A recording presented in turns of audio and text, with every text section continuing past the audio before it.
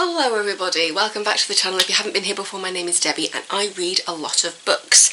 Today's book is book 21 of the Exceptional Sophia Beaufont series, and this one is called Integrity Ascends. Got Sophia standing proudly among Lunis, her dragon.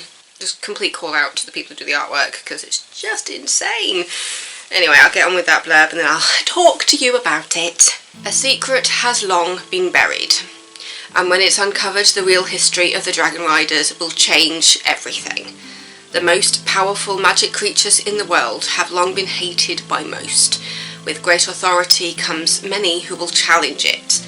The new generation of Dragon Riders face many of the same problems as their ancestors, and it'd be difficult to take hold of the world when they are fighting amongst themselves.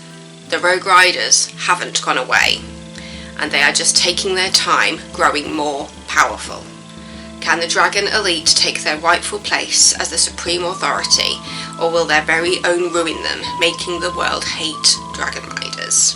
So, it was at the end of the last book, I think, because it's been a while since I've done one of these because I've been away on holiday.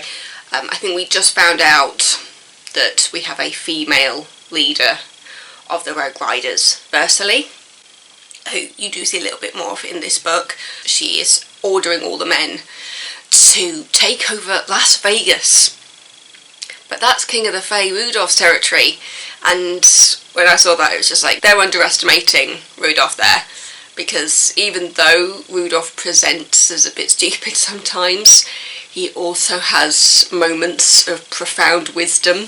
So yeah, I will say that I was right on the money there because he figures it out. Ursula thinks that her men are more powerful and more competent than they actually are. At the end of the day, as Dragon Riders, they're still babies. They still don't really know what they're doing. They haven't got the skills that Sophia and the others have kind of trained for. So we do see Rudolph in his prime a little bit, even when he's referring to the dragons as lizards and talking to Sophia about their telepathic link that doesn't actually exist and making Sophia question everything, and it's just like, oh wait, but I also spoke to your sister on the phone, and she's like, oh, so that's how you know what's happening. There is a side storyline with Liv, Sophia's sister, because Liv is looking for a genie, and you don't find out why until, I feel like it was more than halfway through the book, but I did have a little inkling as to where it was going, because towards the beginning of the book, when Sophia goes to the House of 14 and she tries to defend the Dragon Elite to the House of 14 regarding the Rogue Riders, Liv's husband Stefan is very concerned about Liv going out on mission after mission after mission. I was just there thinking, oh, there can only really be one reason why Stefan is that concerned. Well, technically two. Either she's ill or she's pregnant. Yeah, so there is a storyline there regarding Liv and Stefan's storyline.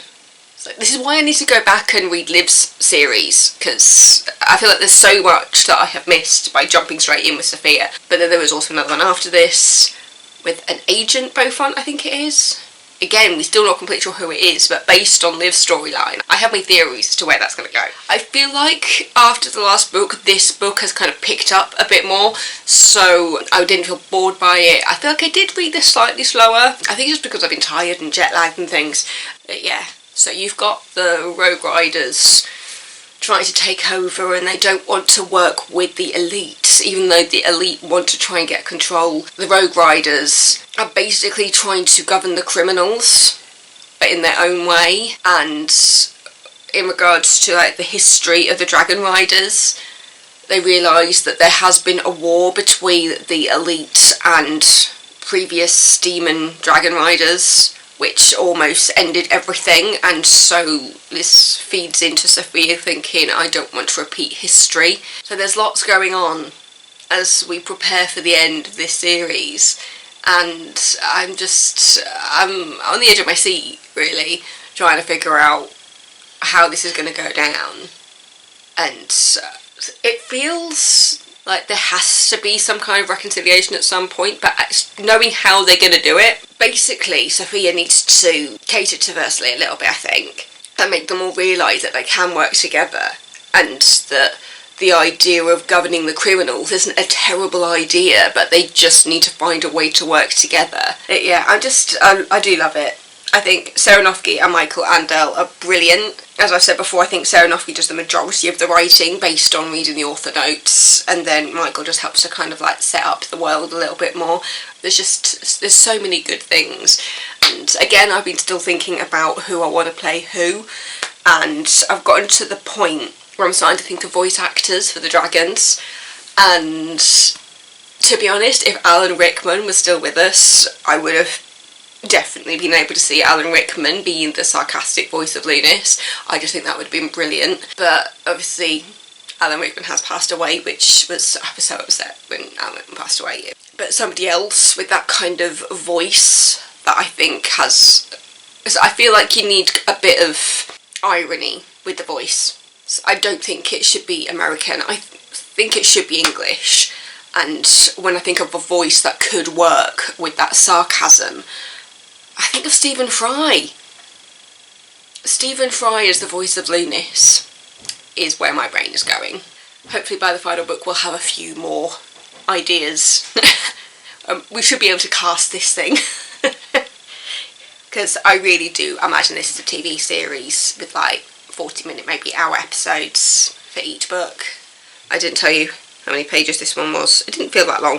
So it's 251 pages. It's just so easy to read, short chapters, and as I said, as things kind of get quicker and quicker and things start to build up, the chapters get shorter to kind of keep your attention.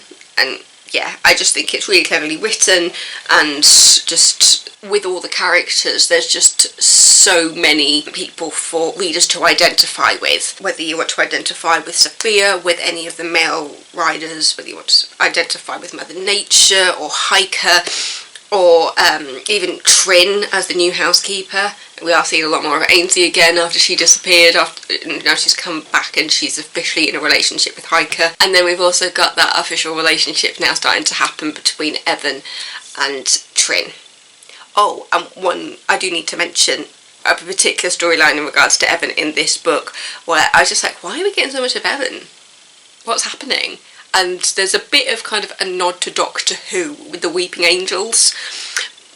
It's basically in regards to Evan's relationship with the castle. Basically, it gets to the point when I think it basically felt like there was a war brewing between Evan and Quiet and the castle. Even though Quiet is the Gullington, the castle itself does feel like its own character. And for quite a lot of the book, Evan is missing within the Gullington because the castle keeps throwing him into random corridors that he doesn't know where he is. And just when Evan thinks that he has beaten the castle, he's like, oh, I can hear outside, I can go and sort out the new dragon riders, because we have some new dragon riders in this book. People start to magnetise to the dragons. And just when he thinks that he's ready to go back out and start training the new guys, well, essentially a Weeping Angels turn up. Because he's just there going, don't blink, don't blink. It's just like, I love the fact that there's just Doctor Who nods in there. Because I remember I was reading it in the... Was I in the playground for that bit? Oh no, we were in the car. We were in the car just before we went to pick her up. And I was just like, wait. Have we got Doctor Who happening here? And my dad was just like, yep. Because my dad has now finished it all. There was a point when I was ahead and now he's ahead and he's finished it. So he just keeps tapping me on the shoulder, go, Debs, where are you? Where are you? Because he wants to know where I am in the series. But yeah, just absolutely loving it. Integrity Ascends, Michael Andel, Aronofsky. Great front cover of our wonderful Sophia standing atop of Lunis.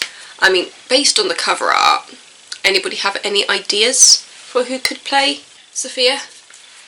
Has to be a young'un. But the thing is, though, I'm 34, so I don't really know who the young'uns are anymore. Anybody I think of, it's just like, oh, they're probably too old at this point. But I must admit, having somebody like Jennifer Lawrence, or even Florence Pugh, I'm kind of obsessing about Florence Pugh at the moment after watching Don't Worry Darling on the plane. Yeah, I'm kind of loving her at the moment. But to people like that, I'm just like, oh, if only. If only. But yeah, so thank you so much for watching. Don't forget to subscribe. Obviously I haven't got long left on this one when I'm about to start book 22, is it? Not long to go.